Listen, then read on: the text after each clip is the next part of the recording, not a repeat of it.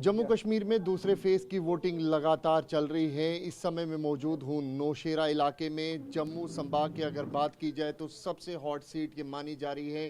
इस समय मेरे साथ मौजूद है नेशनल कॉन्फ्रेंस के प्रत्याशी सुरेंद्र चौधरी साहब।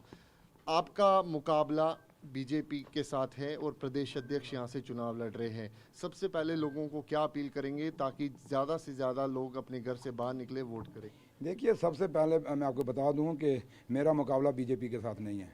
मेरा मुकाबला नरेंद्र मोदी साहब के साथ और फारूक साहब का मुकाबला नहीं है। ये मुकाबला अमित शाह साहब के बीच में और उमर अब्दुल्ला साहब के बीच में नहीं है। ये मुकाबला बीजेपी और नेशनल कॉन्फ्रेंस का नहीं है। ये मुकाबला सुरेंद्र चौधरी और रविंदर रैना के बीच में है।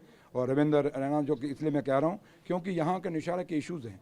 जब 2014 में इलेक्शन हुआ था, आपको पता है उसमें कितना बड़ा ड्रामा हुआ था कि हमें मार के आज उनको जवाब दें। जो आज पोलिंग हो रही है ये उसका भी एक जवाब होगी कि आप बताएं सच्चाई कि हुआ क्या था 2014 में। आप ICU बेड में गए थे और वापस दूसरे दिन वोट डाला था। उसके बाद यहाँ 10 साल आप रहे, पावर में रहे। इन 10 सालों में बताइए आपने क्या किया है। 10 सालों में आपने, अगर चाहे स्पोर्ट्स की बात करें, बताएं कौन सा स्टेडियम आपने बनाया, किसी गांव में, किसी शहर में, नौशेरा का आप स्टेडियम जाके देखें।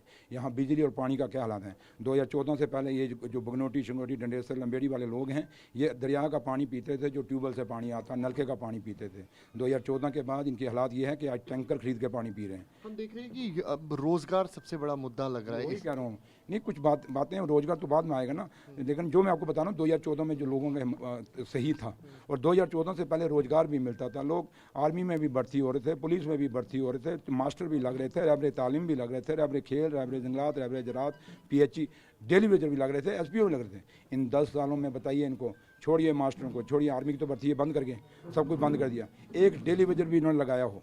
तो जो मेरे मुकाबले में जो कैंडिडेट हैं, इनको ये बताना होगा कि 10 साल बाद आज जाके ये लोगों के घरों में जा रहे हैं, जिनको 6 साल हो गए मरे हुए बेचारे, जिनके घरों में डेथ हुई, आज जाके अफसोस कर रहे हैं। वो लोग उठा के बाहर फेंक, कहते हैं बाहर चलिए जनाब, अब हमारे पास टाइम नहीं है। तो इसलिए यहाँ ये नौशेरा के अंदर मुद्दे बड़े हैं। सबसे बड़ा मुद्दा है नौशेरा के अंदर बेरोजगारी का, उसके बाद बिजली और पानी का। जब भी आप देखिए यहाँ नौशेरा में आप आइए, कितना कट हो रहा है, बिजली मिलती ही नहीं है, बच्चे पढ़ने कहाँ से, हालात खस्ता हैं।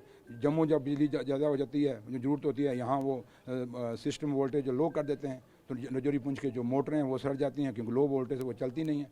तो इसलिए यहाँ काफ़ी सारे मुद्दे हैं जिसके कारण यहाँ लोगों को एक रिजनमेंट है। और मैंने जैसे आपको कहा, ये लड़ाई सुरेंद्र चौधरी और रविंदर रैना के बीच में क्या है कि हम मुद्दों की बात कर रहे हैं। मैं अपना 3 साल का टेन्योर एज MLC बताऊँगा, वो अपने 10 साल बताएं कि 10 साल में, क्योंकि पावर उनकी थी। उन्होंने खुद एक बार सुंदरमणि डाकमल ने कहा था ये गवर्नर हमारा है, अपनी पार्टी का है। तो अगर गवर्नर आपका है भैया, तो ये LG भी आपका है, वो चीफ प्राइम मिनिस्टर भी आपका है। तो बताएं जम्मू कश्मीर के साथ धोखा क्यों हुआ। यहाँ परसों अमित शाह साहब आए थे, उन्होंने डिस्ट्रिक्ट का कहा हम डिस्ट्रिक्ट देंगे, और ये तमाशा क्यों। इलेक्शनों में आप लॉलीपॉप दे रहे हैं ये लोगों को। यहाँ 53 दिल की आंदोलन चला, आपको याद होगा 2017-18 में। यहाँ हमारे बच्चों की आंखें निकल गई, हमारे लोगों की हड्डियाँ टूट गई। 53 दिन बिजनेस में ख़त्म हो गया, बिल्कुल रेडी फड़ी वाला सब खत्म हो गया। जिन लोगों ने वो दिए थे, लोन लिए थे दुकानदार, उनके लोन पर कितना इंटरेस्ट चढ़ गया।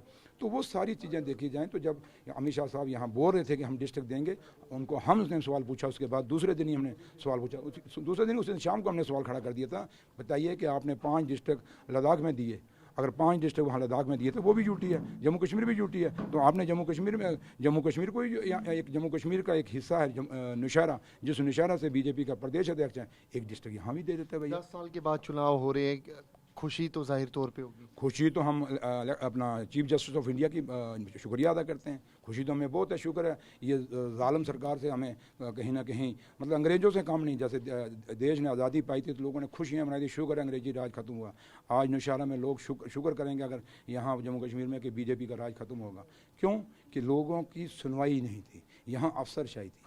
आप देखें यहाँ पूरा सिस्टम, DC किसी को सुनता नहीं, SHO नहीं सुनता, एक मुंशी नहीं सुनता, एक पटवारी नहीं सुनता, बाकी तहसीलदार की तो बात ही बकल है, अलग से DC के अलग से SDM की अलग बात है। तो इसलिए जम्मू कश्मीर में जो इलेक्शन आया, हम सुप्रीम कोर्ट का बहुत बहुत शुक्रिया अदा करते हैं कि आपके डंडे के कारण यहाँ इलेक्शन हुआ। आप डंडा ना चलाते तो ये इलेक्शन BJP ने अभी 5 साल और नहीं। आप कितने आश्वस्त है अपनी जीत को लेकर?